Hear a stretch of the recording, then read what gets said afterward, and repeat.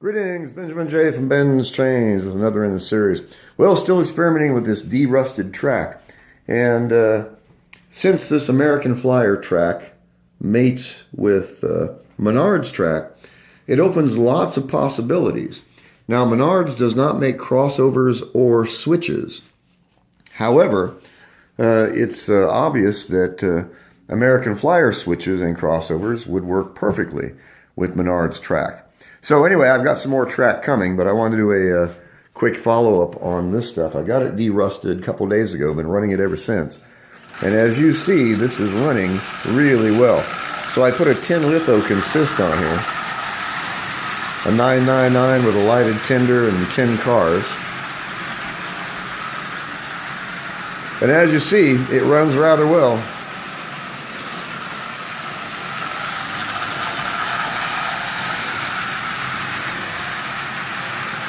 And that's 50% power on a 45 watt transformer.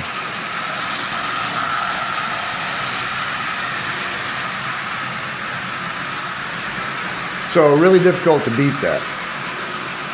Like I said, if I had actually bought these curves from Menards, there's about $60 worth of track here. Now this track was free, so it got my interest in using American Flyer track. So I found some track online and bought it for $6. Should be here in the next few days. And I'll be derusting it and using it as well. And I'm going to be experimenting with using this with Menards track. And as you see, new track there, 80-year-old track there, is exactly the right height. The pins are the same size.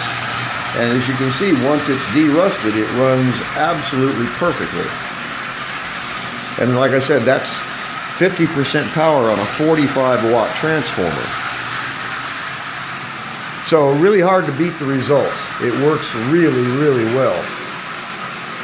And I'm glad that I discovered the fact that this will interface so well with a Menards track. I have Menards right here, about 10 minutes away.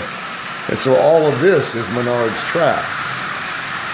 Well, since it works as well as Menards, and since it mates with Menards, this American Flyer track obviously is a way to save some real money when I want to expand this layout or add switches or crossovers.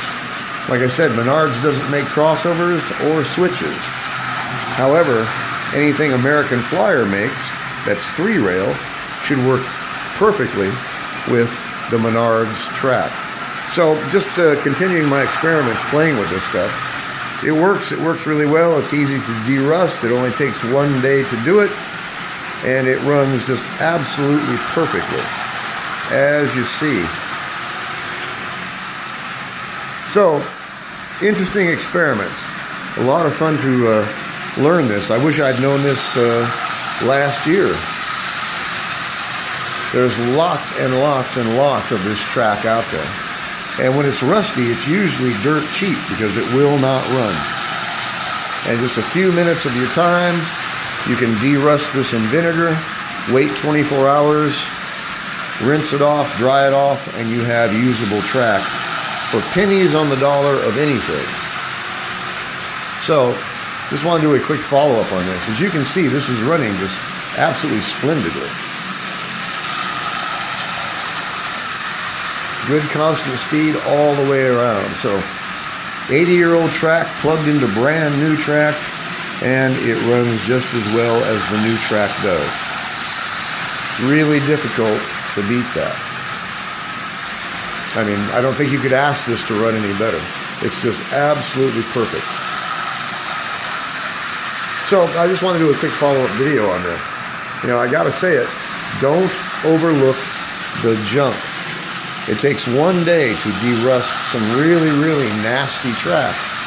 And as you see for yourself, the results are more than worth it. There's no labor involved. You don't have to scrape it. You don't have to wire or brush it. You don't have to do anything to it at all. Just soak it, rinse it, dry it, and run it. Hard to beat that combination. And this stuff is just absolutely dirt cheap. In fact, this track was free. Came with a Commodore Vanderbilt that I bought. So anyway, I just wanted to do a quick follow-up video on this. As always, if you have any questions, feel free to drop me an email, BENZTRAINZ@gmail.com. And as always, thank you for watching.